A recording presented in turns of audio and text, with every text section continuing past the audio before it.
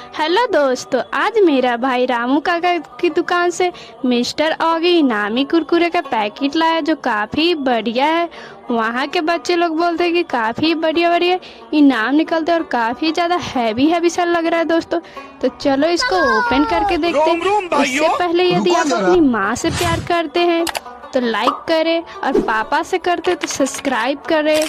यदि आप नहीं करते हो तो मैं समझूंगी कि आप गंदे बच्चे हो। वाह दोस्तों, जब इसको फाड़ के देखते हैं तो इसमें से काफ़ी प्यारा टमाटो सॉस निकलता है जो काफ़ी बढ़िया है। और ऐसे वीडियो के लिए मेरे चैनल को सब्सक्राइब कर लो।